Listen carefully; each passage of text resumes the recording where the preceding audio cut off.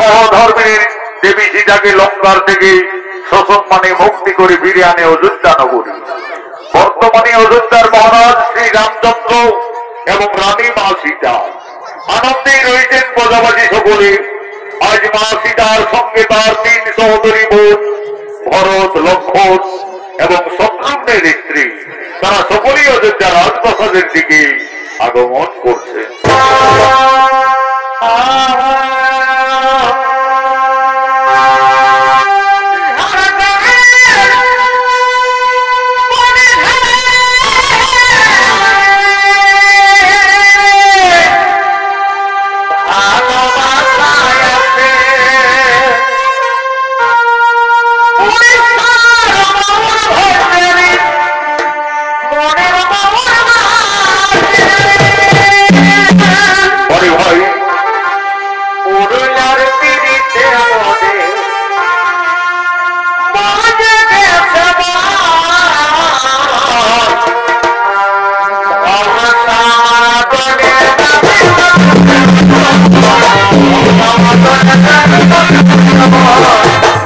সীতার ভক্তে তার 3 সহোদরী বোন মান্ডবী, উর্মিলা ও শতকৃতি যারা সকলে অযোধ্যা রাজপ্রাসাদে আগমন করেছে।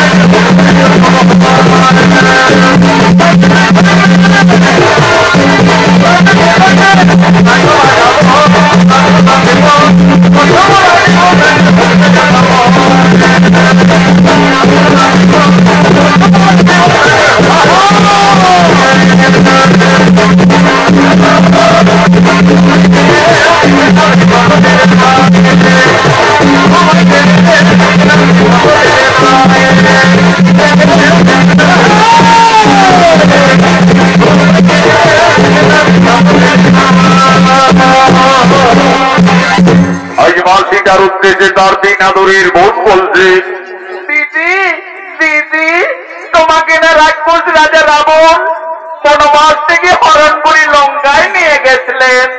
দিদি সকলেই বলে ওই রাক্ষস রাবণের নাকি 10টি ভঙ্গুর মাথা ছিল, 20টি হাত ছিল। দিদি বলো না সেই রাক্ষস রাবণ দেখতে কতই ভঙ্গুর ছিলেন।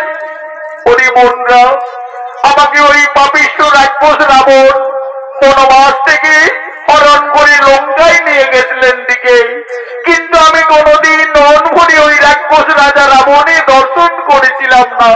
তবে আমাকে যেদিন আকাশ পথে হরণ করে নিয়ে যায় লঙ্কায়, আমি সেই দিন সমুদ্রের জলে ওই ভঙ্গুর দানবের রূপটি দেখেছিলাম। ওরে বোনরা, সেই রাক্ষস রাবণ কতই ভঙ্গুর। আজ আমি রাজপ্রাসাদের মধ্যে তার শরীরের রঙ্গ প্রত্যঙ্গ সমস্তই অঙ্কন করব, তা তোমরা নয়ন করে দর্শন করো। মা সীতা রাক্ষস রাবণ দেখতে কতই ভঙ্গুর ছিলেন। আজই অযোধ্যা রাজপ্রাসাদের মধ্যে তার 10টি ভঙ্গুর রাক্ষসের মাথা, 20টি হাত, শরীরের অঙ্গ প্রত্যঙ্গ একের পর এক অঙ্কন করতে লাগলেন। সেই সময় মা সীতা 5 মাসের গর্ভবতী ছিলেন। মা সীতার মনে নিদ্রার আকর্ষণ জেগে উঠল। সেই রাক্ষসের ছবি অঙ্কন করতে করতে মা জানকী তার উপরেই নিদ্রা যাপন করিলেন।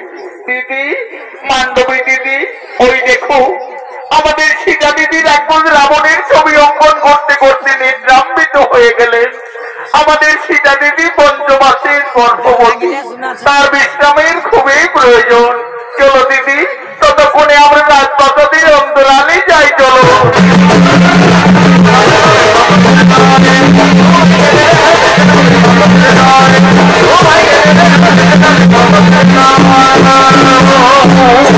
এমন সময় প্রভু শ্রী রামচন্দ্র এবং অনুজ লক্ষণ এই রাজপ্রাসাদের দিকে আগমন করছে। রাজার বেটা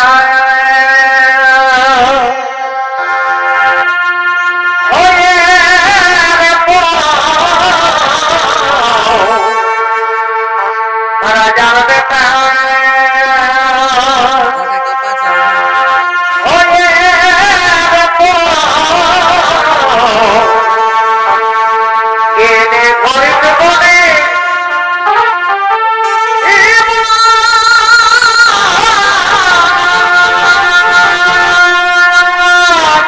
ভাই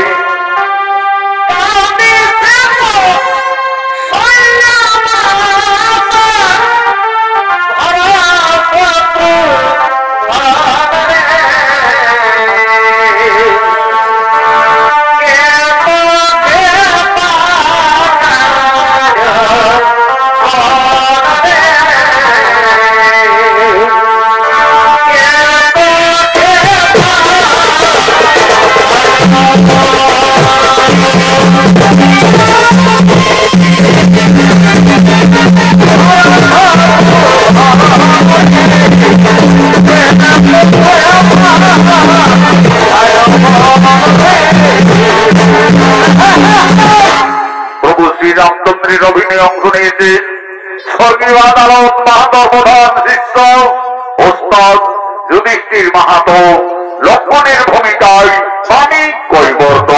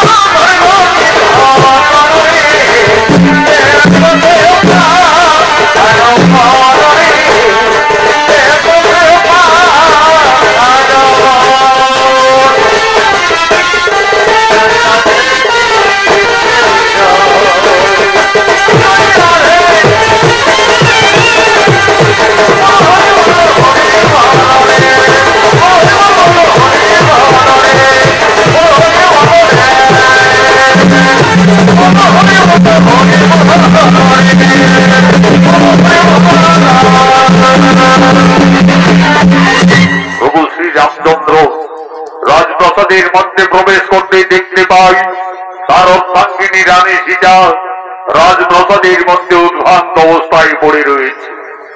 কি আমার সীতা ওইভাবে রাজপ্রাসাদের মধ্যে পড়ে আছে কেন? প্রভু শ্রীরামচন্দ্র এগিয়ে এসে দেখলেন রাক্ষস রাজা রাবণের ছবি অঙ্কন করে তার উপরে তার স্ত্রী নিদ্রা যাপন করে রয়েছে। সীতা ওইভাবে রাক্ষস রাবণের ছবি অঙ্কন করে রাজপ্রাসাদের মধ্যে অবগাহন করে রয়েছে কেন? না না না না না না না, তা হতে পারি না, তা হতে পারি না। সীতা কেন রাক্ষস রাবণের উপরে বিরাজমান? তাহলে কি আবার সীতা সত্যি এই লঙ্কায় গিয়ে রাক্ষস রাবণের প্রেমে পড়েছিল? হয়তো সীতা রাবণ রাজাকে কোনো ভুলতে পারেনি যে তার ছবি অঙ্কন করে সীতা এখনো তার উপরে বিরাজমান। না না না না না না, আমার সীতা অসতী, এই সীতা কলঙ্কিনী, যার জন্য আমরা দুই ভাই দিবারাত্রি মনে মনে কেটেছি, যার জন্য আমি ওখানে বালিরাজকে হত্যা করেছি, যার জন্য লক্ষ লক্ষ মানুষ সেনা চক্রে করে রাক্ষসকুল বিনাশ করে যে সীতাকে লঙ্কার থেকে মুক্তি করে অযোধ্যায় ফিরিয়ে এনেছি, আজ সেই সীতা রাবণেরই ছবি অঙ্কন করে রাজপ্রাসাদের মধ্যে নিদ্রা যাপন করছে। না না না না না না, আমার সীতা অসতী, এই সীতা কলঙ্কিনী। কোথায় ওরে প্রাণের ভাই লক্ষ্মণ?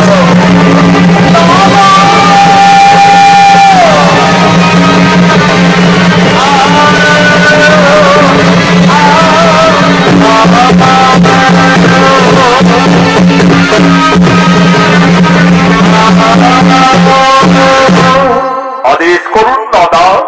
ওরে ভাই লক্ষ্মণ, ওরে আমার প্রাণের ভাই লক্ষ্মণ, ওইতে করে ভাই আমাদের রানী সীতা রাক্ষস রাবণের ছবি অঙ্কন করে রাজপ্রাসাদের মধ্যে অবগাহন করে রয়েছে। ওরে ভাই লক্ষ্মণ, এই কলঙ্কিনী হয়তো লঙ্কায় গিয়ে রাক্ষস রাবণের প্রেমে পড়েছিল, হয়তো সীতা রাবণ রাজাকে কোনো ভুলতে পারেনি যে তার ছবি অঙ্কন করে সীতা এখনো তার উপরে বিরাজমান। ওরে ভাই লক্ষ্মণ, এই কলঙ্কিনী যদি আমাদের অযোধ্যা নগরে থাকে তাহলে রঘুকুলের বদনাম হয়ে যাবে রে ভাই, আমাদের সূর্য বংশের বদনাম হয়ে যাবে। ওরে প্রাণের ভাই লক্ষ্মণ, এই কলঙ্কিনীর আর আমি মুখ দর্শন করতে চাই না। সূর্য বংশে জন্মমোর বিনামোর দশরথ বিখ্যাত জগতে তার মধ্যে আমি রঘুনন্দন, যাও কলঙ্কিনীকে দিয়ে নির্বাস।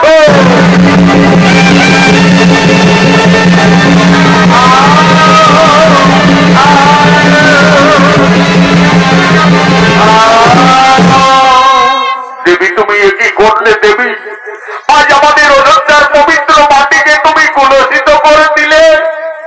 ধীরে ধীরে মা সীতার নিদ্রার আকর্ষণ ভঙ্গ হল। চোখ মেলে চাইতেই মা জানকী রাজপ্রাসাদের মধ্যে যেমন লক্ষ্মণকে দেখতে পেলে। লক্ষ্মণ, একই ভাই তুমি প্রাসাদে? দেবী তুমি একই করেছো দেবী, তুমি কেন রাক্ষস রাবণের ছবি অঙ্কন করিলে রাজপ্রাসাদের মধ্যে? তুমি তার উপরে স্মরণ করে নিদ্রা যাপন করতেছিলে। তুমি কি সত্যি এই লঙ্কায় গিয়ে রাক্ষস রাবণকে ভালোবেসেছিলে? তুমি কি রাবণ রাজাকে কোনো ভুলতে পারোনি? না রে ভাই লক্ষ্মণ, আমি কিছু ভুল করিনি রে ভাই। আমি শুধু আমার বান্ধবী উর্মিলা বন্ধের বোঝাবার জন্য এই রাক্ষসের ছবিটি আমি প্রাসাদের মধ্যে অঙ্কন করেছিলাম রে ভাই। তুমি জানো না দেবী, এই অপরাধে তুমি কলঙ্কিনী, এই অপরাধে তুমি বিচারিণী। যে রাক্ষস রাবণ তোমাকে বনবাস থেকে হরণ করে লঙ্কায় নিয়ে গেছিলেন, সেই রাক্ষসের ছবি অঙ্কন করে তুমি ভুল করেছো, অপরাধ করেছো। প্রভু শ্রী রামচন্দ্র আর কোনদিন তোমার মুখ দর্শন করবে না, আমায় আদেশ দিয়ে গেলেন এই মুহূর্তেই তোমায় দিতে হবে নির্বাসনে।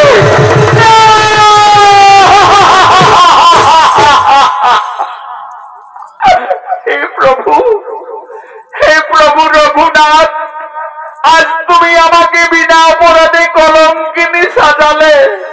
হে স্বামী, তুমি তো লঙ্কার থেকে ফিরে এনে সকলের উপস্থিতিতে অগ্নি পরীক্ষা করিয়েছিলে প্রভু। সবকিছু যেন আজ আমি বিচারিনি,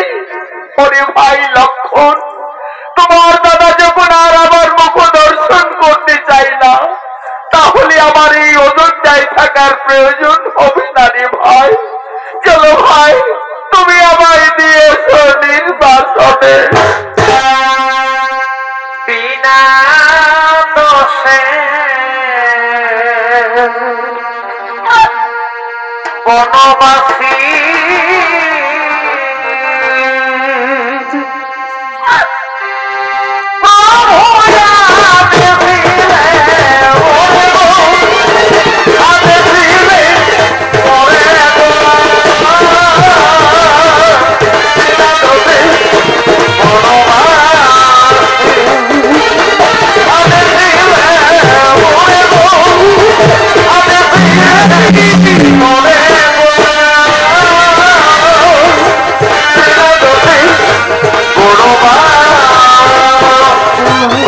রামচন্দ্র সীতাকে ক্রোধবশত বনবটের আদেশ দেয়। সেই আদেশ পালন করার জন্য তার ভাই লক্ষ্মণ আজ মা সীতাকে বনবটে নিয়ে যাচ্ছে। আগে আগে চলেছে লক্ষ্মণ, আজ মনের দুঃখে মা সীতাকে দেখেছে বনবটে যাচ্ছে। বন উপবন পেরিয়ে ঘোর কারণে প্রবেশ করেছে লক্ষ্মণ দেবী সীতাকে নিয়ে। আজ লক্ষ্মণ বলছেন দেবী গো, দেখো দেবী, আমরা তো বনবাসের যথার্থ জায়গায় উপস্থিত হয়ে গেছি দেবী। তুমি তোমার বনবাস জীবনেই কারণেই জানাবে দেবী। তুমি আমাকে অযোধ্যায় ফিরে যাওয়ার অনুমতি দাও দেবী। আমাকে অযোধ্যায় ফিরে যেতে হবে, কিন্তু আমি কিভাবে একটি পঞ্চমাসের গর্ভবতী নারীকে এটা মনের মধ্যে ছেড়ে যাবো? তুমি আমায় ক্ষমা করে দাও দেবী, আমায় তুমি ক্ষমা করে দাও।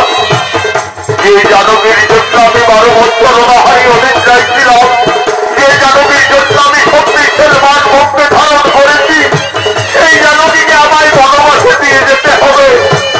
আমায় তুমি ক্ষমা করে দাও দেবী, আমায় ক্ষমা করে দাও। ওরে ভাই লক্ষ্মণ, তুমি তো তোমার দাদার আদেশ পালন করেছ রে ভাই। তুমি ফিরে যাবে অযোধ্যা নগরে। তোমার দাদা আমাকে বিয়ের সময় দিয়েছিলেন আমার গোলার মুক্তার হাত, কানের দোল, পায়ের নকল। আমার বনবাসে এই অলঙ্কারের স্বভাব আমি না রে ভাই। এই অলঙ্কারগুলি ফিরে নিয়ে যাবে অযোধ্যা নগরে। তোমার দাদা রঘুরাজের কাছে গিয়ে বলবে, দাদা তোমার আদেশ আমি পালন করেছি। তোমার কলঙ্কিনী রানীকে আজ আমি বনে দিয়ে এসেছি, বনবাসে দিয়ে এসেছি।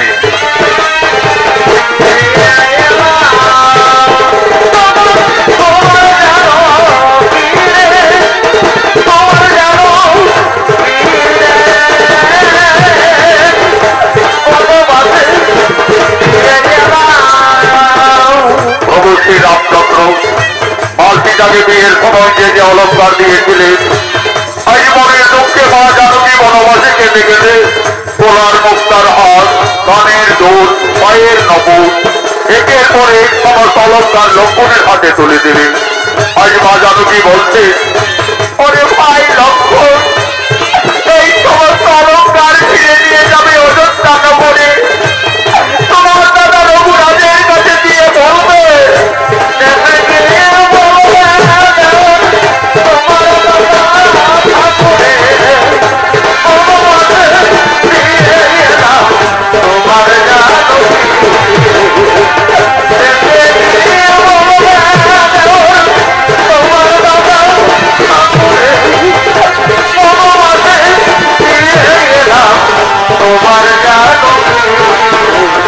লক্ষ্মণ ফিরে চলে গেলেন অযোধ্যা নগরী। আজ মা সীতা সত্তার হারা জনম দক্ষিণী বনবর্তিনী। আজ মা জানকী বনে বনে কাঁদছে, তার মনের ধারা অবিরত বইছে। আজ মা সীতা কাঁদছে, আর কেঁদে কেঁদে মনের দুঃখে বলছে, হে বিধাতা, আমি এখন কোথায় যাব? এই বনবাসে আমি কি খাবো? আমি কিভাবে আমার এই গর্ভের সন্তানে বাঁচাবো? না না না না না, আমি আর কোথাও যাব না। আমার বেঁচে থাকার চেয়ে আমার মরে যাওয়াই ভালো হবে, আমার মরে যাওয়াই ভালো হবে। হে প্রভু রঘুনাথ, তুমি শুধু যুগে যুগে আমাকে কাঁদিয়েই চলেছ প্রভু। আমার এই নারী জনম দুঃখের জীবন যুগে যুগে আমায় কেঁদেই যেতে হলো প্রভু। শুধু কেঁদে যেতে হলো। চারি যুগে আমি বড় কত ভাগিনী, চারি যুগে আমি বড় কত ভাগিনী,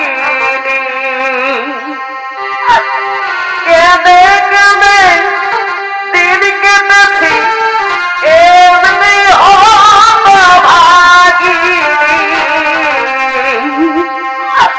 কেঁদে কেঁদে দিন কেটেছি এমনি ভাগিনী, চারি যুগে আমি বড় মন্দ ভাগিনী, চারি যুগে আমি বড় মন্দ ভাগিনী, চারি যুগে আমি বড় মন্দ ভাগিনী,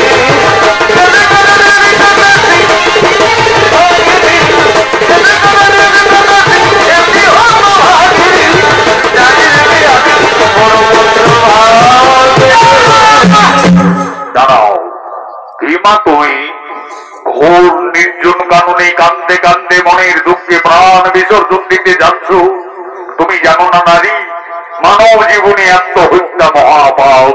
বাবা, আমার বেঁচে থেকে কিছু লাভ হবে না যোগী বাবা। আমার স্বামী আমাকে বিনা অপরাধে কলঙ্কিনী ভেবে আমাকে বনবাসে দিয়েছে বাবা। আমি সংসার হারা জনক নন্দিনী সীতা। মা সীতা, তুমি বনবাসে এসেছো মা? আমি যোগী বাল্মীকি, আমি জানতাম না জানো কি, একদিন না একদিন তোমাকে বনবাসে আসতেই হবে। মা সীতা, তুমি কেঁদো না মা, বিধির বিধান কেউ লঙ্ঘন করতে পারে না মা, বিধির বিধান কেউ লঙ্ঘন করতে পারে না। মা সীতা, তোমার বনবাস জীবন কাটাবার জন্য আমি পূর্বে এই তপবনে একটি সুন্দর পাতার কুটির নির্মাণ করে রেখেছি।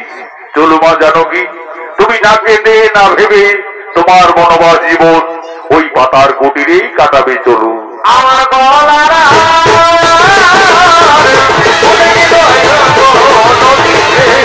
আমার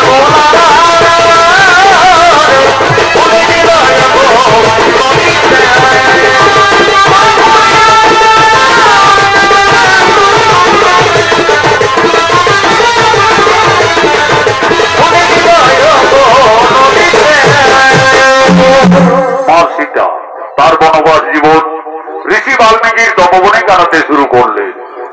মা সীতার গর্ভের যখন 10 মাস 10 দিন পূর্ণ হয়ে গেল, সুন্দর একটি পুত্র সন্তানের জন্ম দিলেন। আদর করে যোগী বাল্মীকি সেই ছেলের নাম রাখলেন লব। লব দিনের পর দিন মুনির আশ্রমে বড় হয়। আজ যোগী বাল্মীকি যোগ সাধনার জন্য তপবনের দিকে আগমন করছে।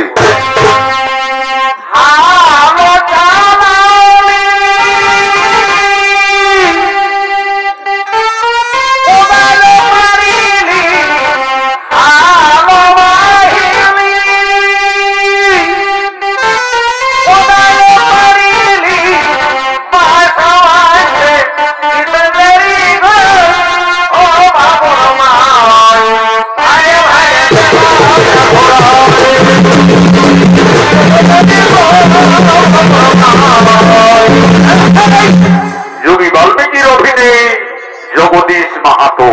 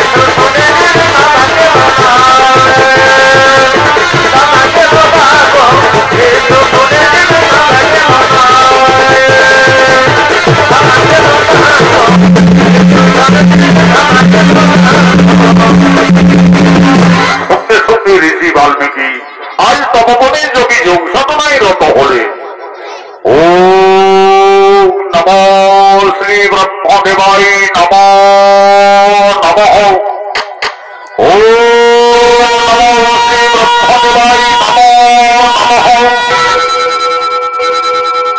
ও নমো গুরু ব্রহ্মা গুরু বিষ্ণু গুরুদেব মহেশ্বর গুরুবে পরম ব্রহ্ম তস্মৈ শ্রী গুরুবে নমো নমো নমঃ। এমন সময় মাসিটা এসে বলছে, বাবা বাবা। কি মাসিটা? বলো মাসিটা, তোমার কি হয়েছে মা? বাবা, আমার পুত্র লব ওই দেখো বাবা, সেগুন বৃক্ষ তলায় ঘুমিয়ে আছে। বাবা, আমি ততক্ষণে ওই সরোবর থেকে স্নান সেরে জল নিয়ে ফিরে আসছি বাবা। দেখো মাসিটা, তুমি স্নানে যাবে চলে যাও, কিন্তু দেরি করো না মা, কারণ তোমার পুত্র লব ছোট্ট বালক, সে খুবই উপদ্রব করে। সেগুন ঘুমিয়ে রয়েছে, থাক, আমি এখন এখানেই ধ্যানে আছি। যাও মা, তুমি আর বিলম্ব না করে তাড়াতাড়ি স্নান সেরে জল নিয়ে ফিরে আসবে, যাও।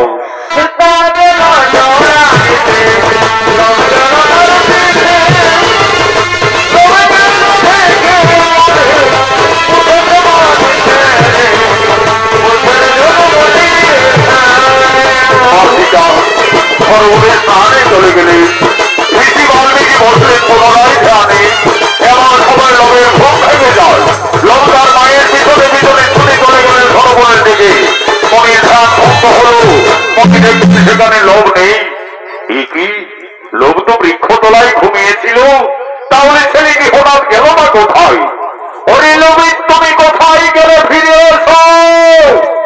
না না না না, এদিকে তো লোককে কোথাও দেখতে পাওয়া যাচ্ছে না। তাহলে কি বাগানে আমদাম খেতে গেল নাকি রে বাবা? ছোট্ট বালক গাছ থেকে পড়ে যাবে। ওরে লোক, তুমি কোথায় গেলে? ফিরে এসো। না না না না, এই তপবনে লোভের কোথাও কোনো বার্তা পাওয়া যাচ্ছে না। তাহলে কি কোনো হিংস্র প্রাণী ছেলেটাকে খেয়েই ফেললো নাকি রে বাবা? তাহলে তো সর্বনাশ হয়ে যাবে। সেটা সংসার হারা জনক দুঃখিনী বড়তারিণী, তার একমাত্র সম্বল তার পুত্র লোভ। লোভকে বৃক্ষতলায় ঘুমিয়ে রেখে মা সীতা সরোবরে স্নান করতে গেছে। ফিরে এসে তার পুত্রকে না দেখতে পেয়ে নিশ্চয়ই মা জানকী কেঁদে কেঁদে পুত্র শোকে প্রাণ ত্যাগ করবে। না না না না না, আমি যোগী বাল্মীকি, আমি মা সীতার আর দুঃখ দেখতে পারবো না। যোগী বাল্মীকি লোভকে না দেখতে পেয়ে লোভের সমান একটি সন্তানের মনে সৃষ্টি করছে।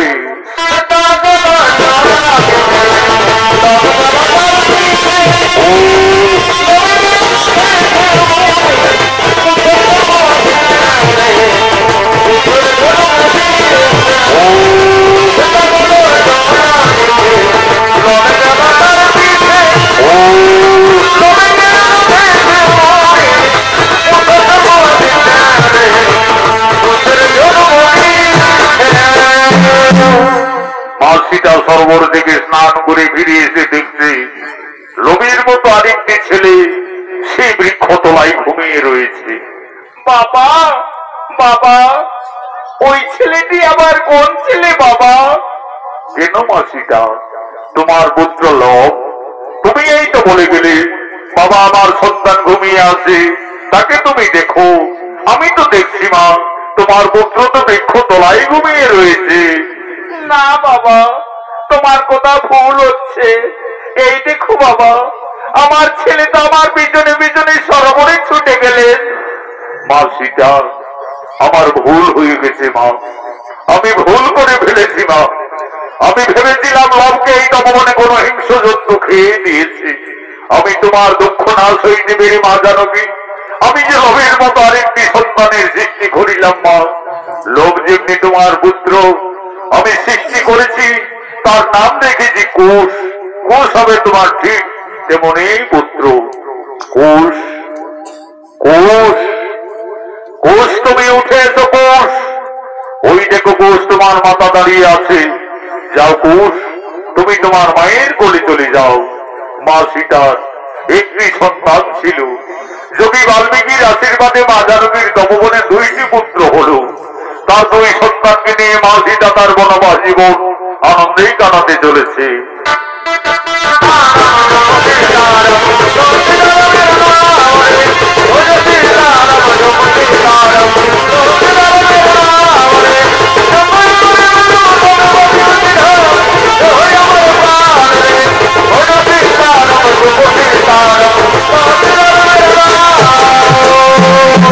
এদিকে অযোধ্যায় মহারাজ শ্রীরামচন্দ্র অশ্বমেধ যজ্ঞের আয়োজন করেছে। যজ্ঞ সভায় কুলগুরু বৈশিষ্ট্য রাজা রামচন্দ্র, ভরত, লক্ষ্মণ, শত্রুঘ্ন সকলে আগমন করছে।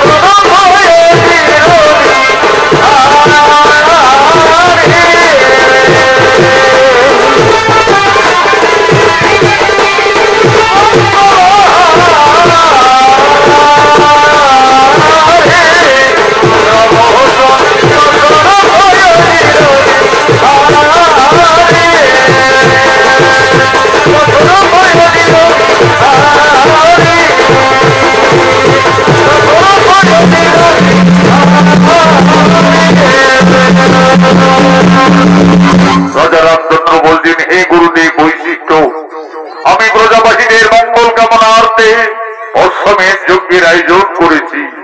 আপনি আর বিলম্ব না করে রীতি নিয়ম অনুযায়ী আপনি যজ্ঞ আরম্ভ করুন। রাজা রামচন্দ্রের আদেশে কুলগুরু বৈশিষ্ট্য সঙ্গে সঙ্গে অশ্বমেধ যজ্ঞ শুরু করলেন। ওম নমো শ্রী অগ্নিদেবায় নমো নমঃ। যজ্ঞ সভায় অশ্বমেধ যজ্ঞের ঘোড়া আগমন করছে।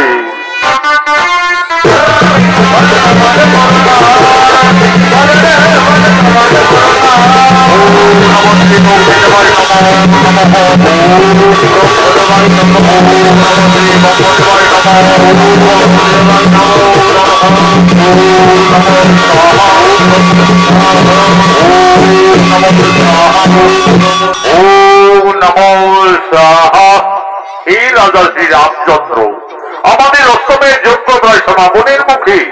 আপনি আর বিলম্ব না করে এই অশ্বমেধ যজ্ঞের ঘোড়ার কপালে সুন্দরভাবে সন্ধ্যা করে লিপিবদ্ধ করুন। এই ঘোড়া রাজা শ্রী রামচন্দ্রের অশ্বমেধ যজ্ঞের ঘোড়া।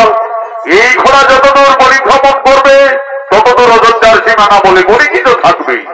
আর যদি কেউ বাহু বলে এই ঘোড়াকে বন্দী করে, তাহলে রাজা শ্রী রামচন্দ্রের সঙ্গে যুদ্ধ করতে হবে।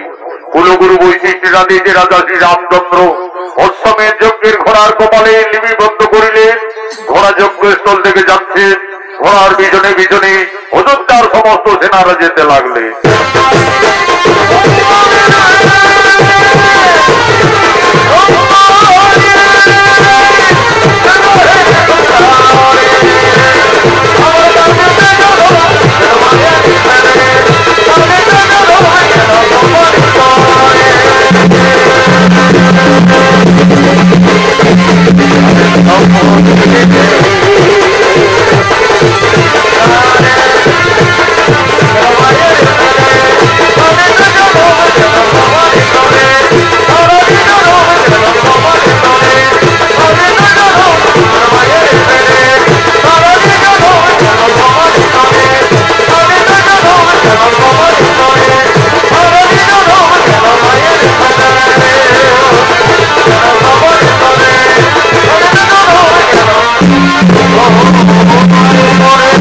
এদিকে মা সীতার দুই সন্তান লবকুশ গুরু বাল্মীকি আশ্রমে অস্ত্র শিক্ষা বিদ্যা শিক্ষা শিখতে শিখতে এখন তারা দুই ভাই অনেক বড় হয়ে যাবে। আজ তার মনে আনন্দে মনের তপবনে খেলা করার জন্য দুই ভাই আগমন করছে।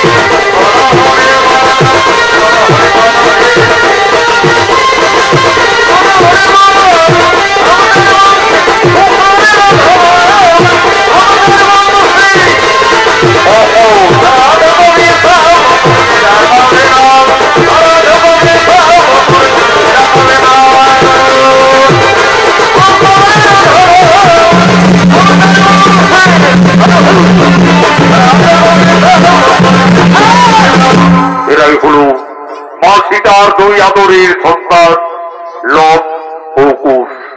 লবকুশ দুই ভাই গুরু বাল্মীকি আশ্রমে অস্ত্র শিক্ষা বিদ্যা শিক্ষা শিখতে শিখতে এখন তারা দুই ভাই অনেক বড় হয়ে যায়। আজ তারা মনের আনন্দে মনের তপবনে খেলা করার জন্য আগমন করেছে। এই লবকুশের অভিনয়ে আপনাদের মহান মঞ্চে মঞ্চস্থ হয়েছেন বিহার, বেঙ্গল, ঝাড়খণ্ড আন্দোলন সৃষ্টিকারী পুরুলিয়া জেলার জঙ্গলমহল মেডেল প্রাপ্ত দুই তরুণের রোমান্টিক জুটি আকাশ চন্দ্র মাহাতো, মঙ্গল চন্দ্র মাহাতো।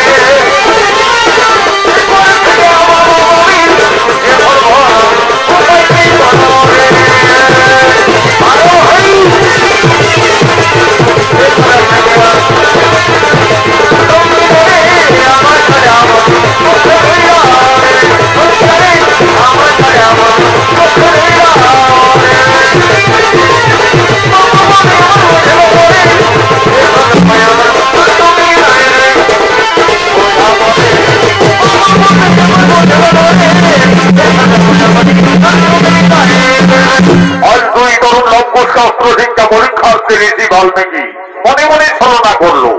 এক মহাবীর রাক্ষসী সৃষ্টি করে আক্রমণ করছেন এই তপবনে।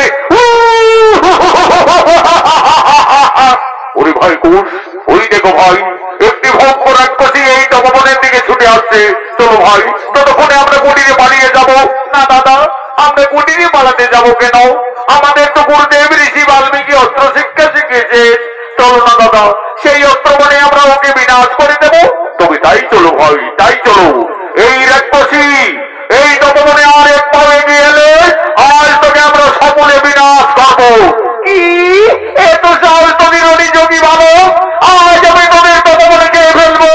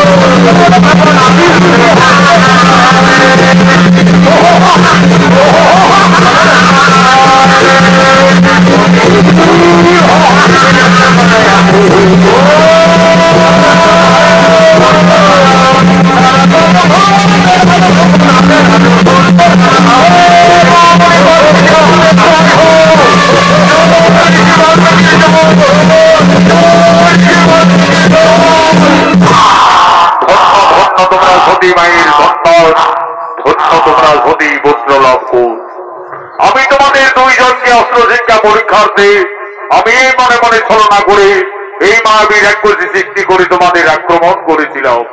আমার শিক্ষা অস্ত্র মানে তোমরা এই তরুণ বয়সে যথার্থ এই মায়াবিনীকে বিনাশ করিলে, এই যে তোমরা সংহার করিলে। হরিলভ পুরুষ, তোমরা দুই ভাই রণশিক্ষায় উত্তীর্ণ হইবে। আজ থেকে তোমাদের আশ্রমে বিদ্যা শিক্ষা অস্ত্র শিক্ষা সকলেই সম্পন্ন। কালকে আমি তোমাদের তিথি যোগে দুই ভাইকে মহামন্ত্র দান করব। কিন্তু দেখো লবকুশ, গুরু বাল্মীকি আশ্রমে শিক্ষার পরে যৎকিঞ্চিৎ গুরুদেবের চরণ তলে গুরু দক্ষিণা দিয়ে আশীর্বাদ দিয়ে নিতে হয়। মনে রাখবে, কালকে তোমাদের দুই ভাইয়ের গুরু দক্ষিণার দিন। তাই হবে ঋষিবর, কালকে আমরা আশ্রমে আসার সঙ্গে সঙ্গে আমাদের মাতা জননীর কাছ থেকে আমরা যথার্থই গুরু দক্ষিণা নিয়ে আসবো। দেখো লবকুশ, মনে থাকে যেন কালকে তোমাদের গুরু দক্ষিণার দিন।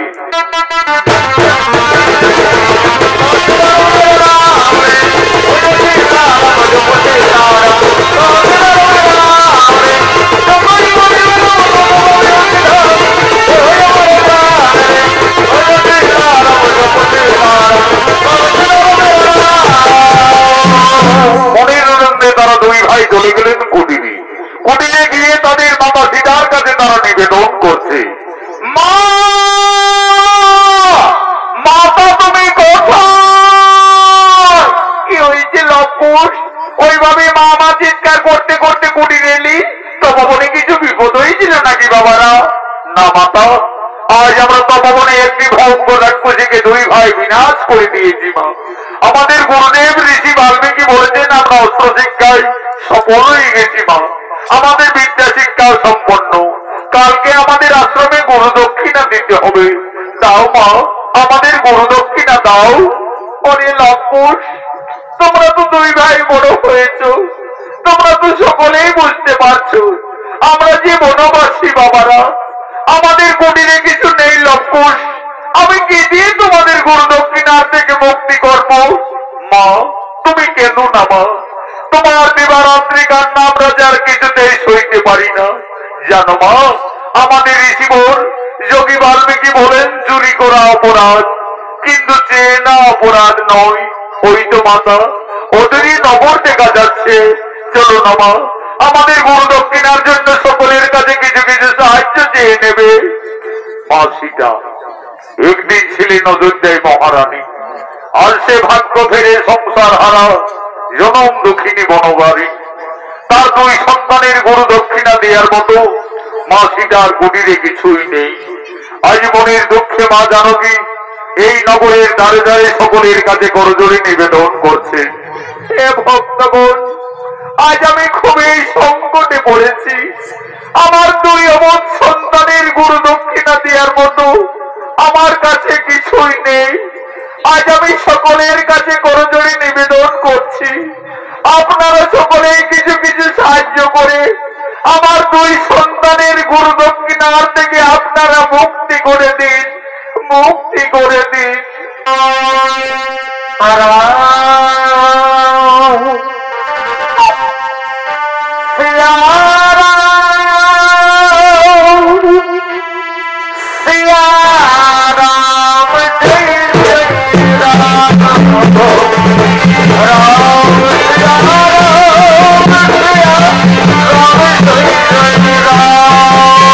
আজ মনের দুঃখে মা সীতা তার দুই অবধ সন্তান লবকুশের গুরু দক্ষিণার জন্য নগরে নগরে দ্বারে দ্বারে মা জানকী ভিক্ষা করতে লাগলেন।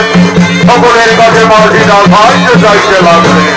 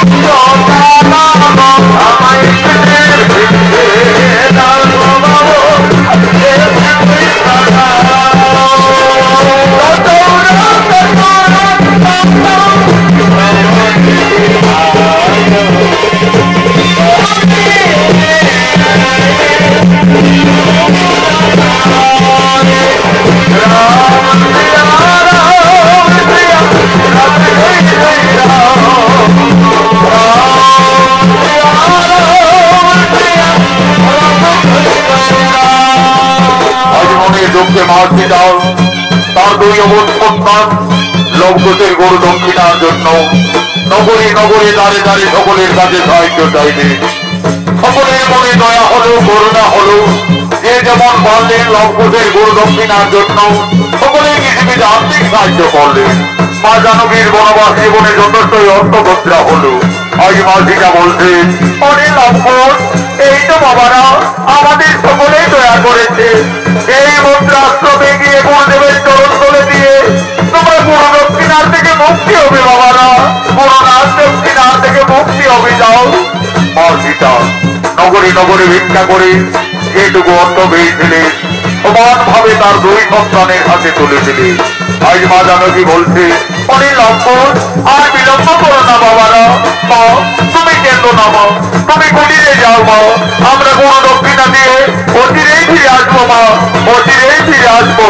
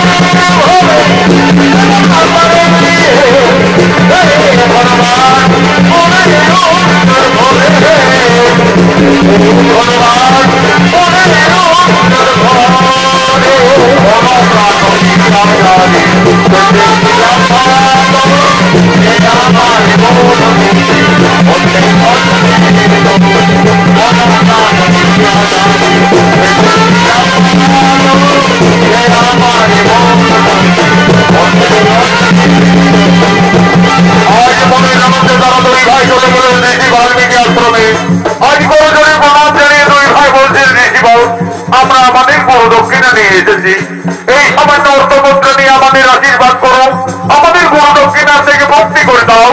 ধন্য ধন্য তোমরা সতী মায়ের সন্তান, ধন্য তোমরা সতী পুত্র লক্ষ্য। আজ আমি আনন্দিত, আমি তোমাদের পূর্ণ আশীর্বাদ করব, তোমরা আরো শক্তিশালী হবে, আরো ভয়ঙ্কর যোদ্ধা হবে। এই নাও জীবন, এই নাও আমাদের গুরু দক্ষিণা। হরি লক্ষ্য আমাকে যে বিশেষ কাজের জন্য কয়েকদিনের মতো কপিল মুনির আশ্রমে যেতে হবে, তাই আমি এই তপবনে ফিরে আসা না পর্যন্ত তোমাদের দুই ভাইয়ের হাতে এই তপবন রক্ষার দায়িত্ব ভার দিয়ে যাচ্ছি। আমার হাতে তোমরা পালন করে যাবে, আমি যেন ফিরে এসে কিছু ক্ষতি না দেখতে পাই। তাই হবে যোগীগণ, আমরা দুই ভাই এই তপবনে রক্ষা করে যাব, এই তপবনের আমরা কিছু ক্ষতি হতে দেব না।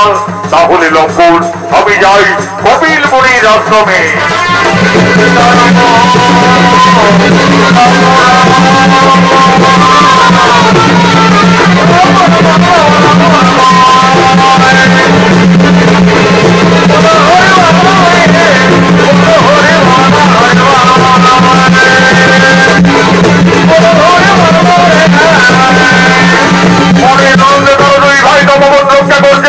এদিকে রাজা শ্রী রামচন্দ্রের উত্তমের যজ্ঞের ঘোড়া জয় রাম করতে করতে এই তপবনের দিকেই ছুটে আসছে।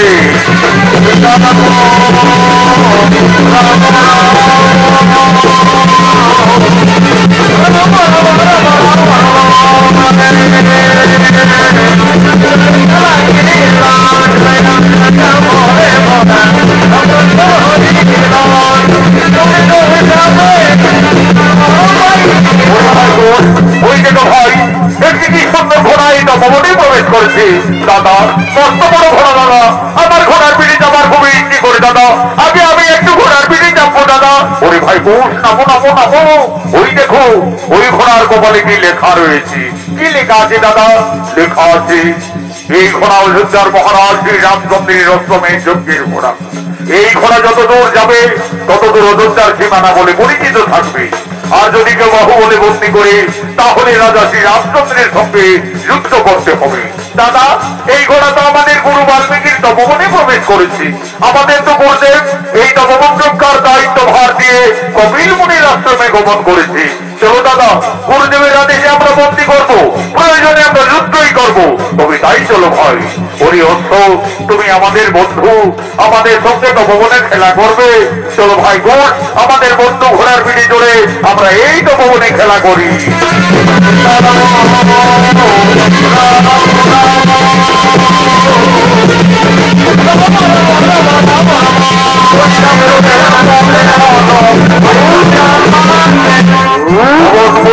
হনুমান এসে বলছে, এই মূর্খ বালক সামান্য ঋষি বালক হয়ে আমার বাবু শ্রী রামচন্দ্রের রক্তকে বন্দী করি পরিচয় কি? আমাদের পরিচয়, আমরা তো সতী মায়ের সন্তান, ঋষি বাল্মীকি শিষ্য, দুই ভাই লবকুশ। সতী মায়ের সন্তান অন্তর্যামী পবন পুত্র বীর হনুমান বুঝতে পারলে তাহলে এরাই মাতা সীতার সন্তান। আমি এদের সঙ্গে কিভাবে যুদ্ধ করব? না না না না, তার চাইতে যদি আমি পরাজয় স্বীকার করি তাহলে প্রভু শ্রী রামচন্দ্রের সঙ্গে মা সীতার এই তো ভবনে অবশ্যই মিলন ঘটবে। বুদ্ধিমতী হনুমান ছলনা করলে এই মূর্খ বালক, এই ঘোড়াকে না ছাড়লে এই গোটার আঘাতে তোমাদের শেষ করে দেব। কি হনুমান, তুমি আমাদের ভয় দেখাবে? চলে এসো, দেখি কার বাহুতে কত শক্তি রয়েছে।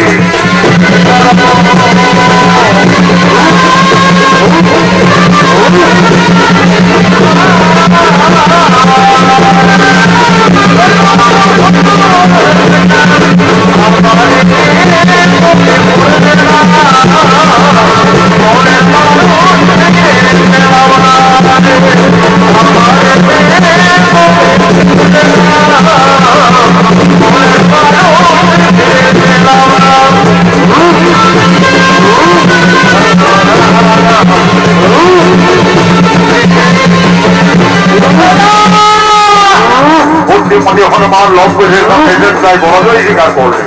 এই লঙ্কুশ হনুমানকে বন্দী করলেন তপবনে বৃক্ষটালি। এমন সময় উপস্থিত হয়ে যায় ভরত শত্রুঘ্ন। এই বালক, আমাদের অস্তকে তোমরা বন্দী রেখেছো কেন? মুক্তি করে দাও, না হলে আমাদের সঙ্গে রোধ করতে হবে। হ্যাঁ হ্যাঁ, আমরা আমাদের জন্য প্রস্তুত রয়েছি। চলে এসো, দেখি কি হারে আর বেশি দিয়ে।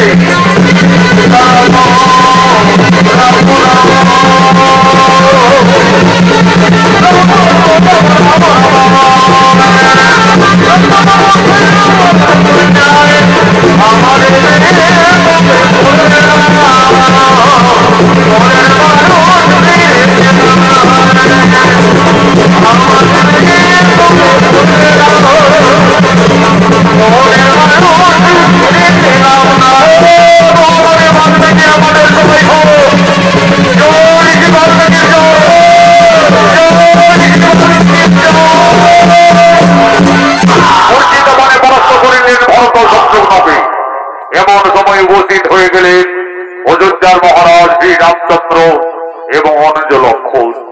ওই ভাই লক্ষণ, ওই দেখো ভ্রাতা পরাস্ত করেছে আমাদের ভ্রাতা ভরত শত্রুঘ্নকে, পরাস্ত করেছে পবন পুত্র বীর হনুমানকে, বন্দী রেখেছে অশ্বমেধ যজ্ঞের ঘোড়াকে। কেমন শক্তিশালী এই জঙ্গলে দুই ঋষি বালক। কি বাবা তোমরা? আমরা সতী মায়ের সন্তান, ঋষি বাল্মীকি শিষ্য, দুই ভাই লবকুশ। লবকুশ, দেখো লবকুশ, এই ঘোড়াকে বন্দী করে তোমরা ভুল করেছো। এই ঘোড়াকে তোমরা মুক্তি করে দাও বালকন। তাহলে তুমি এই কি অযোধ্যার মহারাজ শ্রী রামচন্দ্র? হে বালকন, তোমাদের অনুমান সত্য। আমি অযোধ্যাপতি ত্রিলোক জয়ী রাজা শ্রী রামচন্দ্র। রাজা, ওই ঘোড়ার কপালে লেখা আছে এই ঘোড়া যতদূর যাবে ততদূর অযোধ্যার সীমানা বলে পরিচিত থাকবে। হে বালকন, তোমরা তো ঠিকই বলেছ। এই ঘোড়া আমার অশ্বমেধ যজ্ঞের ঘোড়া। এই ঘোড়া পূর্ব পশ্চিম উত্তর দক্ষিণ যতদূরেই যাক না কেন ততদূর অযোধ্যার সীমানা বলে পরিচিত থাকবে। রাজা, তাহলে তো বিনা যুদ্ধে এই ঘোড়াকে আমরা তপবন থেকে কিছুতেই ছাড়বো না। আমাদের গুরুদেব ঋষি বাল্মীকি আমাদের তপবন রক্ষার দায়িত্ব ভার দিয়ে বিশেষ কাজে কপিল মুনির আশ্রমে গমন করেছে। তাই তো গুরুদেবের নির্দেশে বন্দী রেখেছি। তাহলে তোমরা রণের জন্য প্রস্তুত হয়ে যাও বালকন।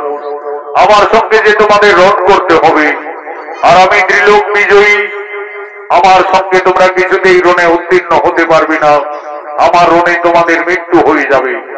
তোমাদের মৃত্যুর সংবাদ পেয়ে তোমাদের পিতা মাতা কতই না দুঃখ পাবে। দেখো বালকন, তোমরা কোন ঋষি পুত্র? কে তোমাদের পিতা, কে বা তোমাদের মাতা? আমরা তো আমাদের পিতার নাম জানি না। এইটুকু জানি সতী মায়ের সন্তান, দুই ভাই লবকুশ। লবকুশ, তোমরা তোমাদের পিতার নাম জানো না? আমি কিভাবে এই অমন বালকদের সঙ্গে এই জঙ্গলে রণ করতে পারি? দেখো লবকুশ, তোমরা দুইজনে অবোধ বালক, আমার পুত্র সম। যদি একবার আমায় বিনা সম্বোধন করো, পুত্র ভেবে আমি তোমাদের ক্ষমা করে দেব। এই রাজা, তোমাকে আমরা বাবা বলবো কেন? তুমি আমাদের বাবা বলো। শান্ত হও বালক। আমি যদি তোমাদের বাবা সম্বোধন করি, তাহলে বিনা যুদ্ধে আমার এই অস্ত্রকে মুক্তি করে দেবে তো? তা না হয় পরে দেখা যাবে, আগে বলে দেখো তা। আচ্ছা বালক, আমি না হয় তোমাদের বাবাই বললাম। এই রাজা, তুমি কাকে বাবা বললে? আমাকে বাবা বললে না আমার দাদা লবকে বাবা বললে? কেন বালক, আমি তোমাদের দুইজনকে বাবা বললাম। তাহলে বলো দেখি রাজা, তোমার মায়ের কোটা স্বামী? এই মূর্খ তরুণী ঋষি বাবা, তোমরা সাবধান হও। তোমরা অযোধ্যার মহারাজ শ্রী রামচন্দ্রের উপস্থিত রয়েছ।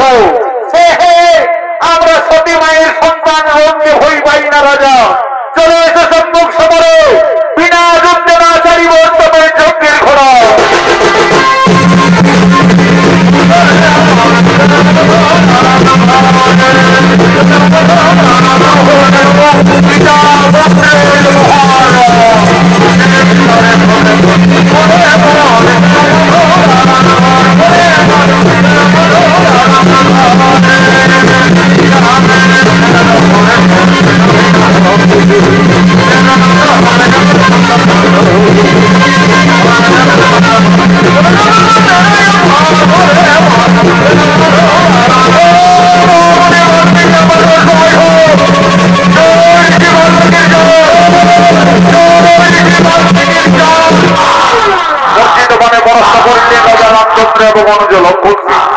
এদিকে যোগী বাল্মীকি কপিল মুনির আশ্রম থেকে তপবনে ফিরে এসে দেখছে লম্ব সর্বনাশ করে রেখেছে।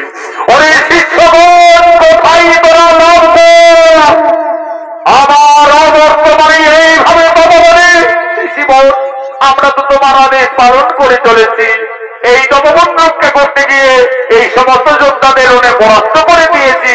ঋষি দাদু, একটি জান্ত হনুমানকে পরাস্ত করে এই জঙ্গলে লতায় পাতায় বন্দি করে রেখেছি। ওরে, তোরা আবার হনুমান নাকি? কোথায় হনুমান বন্দি রেখেছ? ওই দেখো ঋষি দাদু, ওই তপবনের বৃক্ষ ডালে। এই যে আমার পবন পুত্র বীর হনুমান রে বাবা, এই হনুমানকেও তোমরা বন্দি করেছ। ওরে লম্বু, সেই রাজাদের না জেনে না শুনে কেন আঘাত করেছ? রাজা, তোদের মাতা সীতাকে তোরা তাড়াতাড়ি তপবনে ডেকে নিয়ে আয়। তোদের মাতাই বলবে ওই রাজার সঙ্গে তোমাদের পরিচয় কি। মা, তুমি তাড়াতাড়ি তপবনে এসো মাতা। ওরে লম্বুস, তপবনে কি হয়েছে পুত্রগণ? মা, আজ আমরা যুদ্ধে জয়ী হয়ে গেছি মা। একটি জান্ত হনুমানকে আমরা পরাস্ত করে এই জঙ্গলে বন্দি করে রেখেছি মাতা। ওই লম্বুস, কোথায় তোমরা হনুমানকে পরাস্ত করে বন্দি রেখেছো বাবারা? ওই দেখো মা, ওই তপবনের বৃক্ষ ডালে। ওরে লম্বুস, এ তো পবন পুত্র বীর হনুমান। এই হনুমানকে তোমরা কেন বন্দি রেখেছো বাবারা? তে লম্বুস, হনুমানকে তোরা মুক্তি করেছে। ওই হনুমান একদিন আমার মান রেখেছে। ওই হনুমান আমার জন্য লঙ্কায় কতই না দুঃখ পেয়েছে। দে বাবারা, তোরা হনুমানকে ছেড়ে দে। মা সীতা, ওদিকে তো তুমি হনুমানকেই দেখেছ, আর এই দিকে তাকিয়ে দেখো মা, তোমার সন্তানরা, তোমার স্বামী, তোমার দেবরদের সকলকেই রণে জর্জরিত করে রেখেছে। অরে লবকুশ, এ তোরা কি করিলি বাবারা? তোরা কাদের সঙ্গে রণ করেছ, যুদ্ধ করেছ? তোরা তো সকলই সর্বনাশ করে দিলে লবকুশ। আমার হাতের শাখা সীতার সিঁদুর আজ তপবনে সকলে মুছে দিলে বাবারা। বাবা, আমি আমার বনবাস জীবনে তোমার কাছে কোনোদিনই কিছু চাইনি বাবা। আজ আমার দুই অমন সন্তানে ক্ষমা করি। আমার স্বামী এবং দেবরগণকে পুনরায় জীবিত করে দাও বাবা, পুনরায় জীবিত করে দাও। মা সীতা, তুমি কেন না মা? তারা কেউ মারা যায়নি গো। তারা লঙ্ঘোষের রণে পরাস্ত হয়ে সকলে জ্ঞান অবস্থায় পড়ে রয়েছে। আমি এক্ষুনি সমুদ্রের জল থেকে সকলের জ্ঞান পুনরায় ফিরিয়ে দিচ্ছি। ওম নমঃ সাহা, উঠো রাজা শ্রী রামচন্দ্র। ওম নমঃ সাহা, উঠো বীর অনন্ত লক্ষণ। ওম নমঃ সাহা, উঠো বীর ভরত কুমার, ও নমঃ সাহা, উঠো শত্রুঘ্ন। এই রাজা শ্রী রামচন্দ্র, তুমি আমার অবর্তমানে আমার এই তপবনে এসে আমার এই দুই অমর শিষ্যর সাথে এইভাবে রং করতে পারো না, এইভাবে যুদ্ধ মানাই না। মনে করি রাজা, একদিন তুমি তোমার রানীকে কলঙ্কিনী ভেবে 5 মাসের গর্ভবতীর সময় বনবাসে পাঠিয়েছিলে। তোমার এই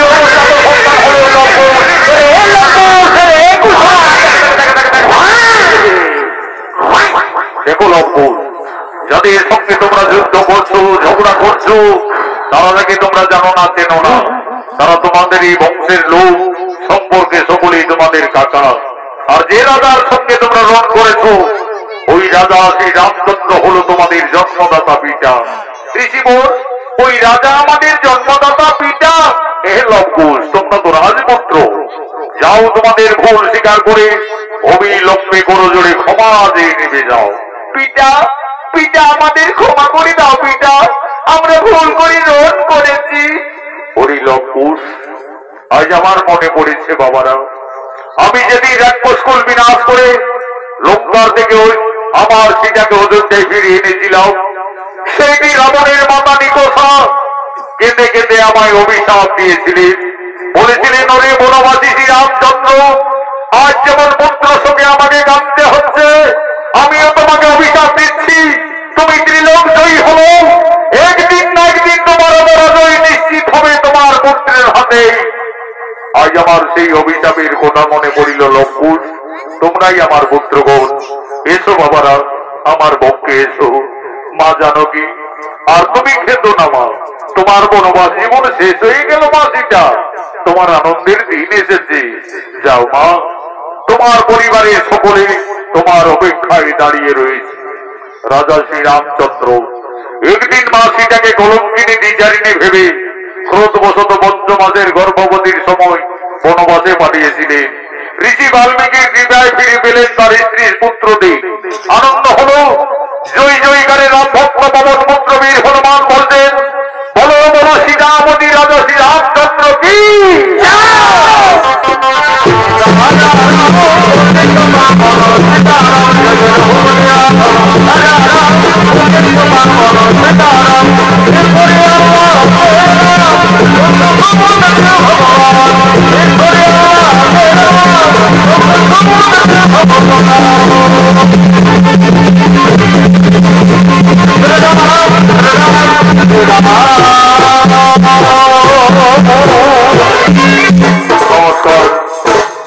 নমস্কার মাননীয় দর্শক মন্ডলী, অভয় গুণেরা, ভারতীয় জনকল্যাণ জনিত সমিতি ওস্তাদ সনন্দ মাহাতো সম্প্রদায়ের দ্বিতীয় নৃত্যপালা মা সীতার বনবাস হইতে পিতা পুত্রের মহারণ সুনৃত্যপালাটি এখানে সমাপ্ত করা হল।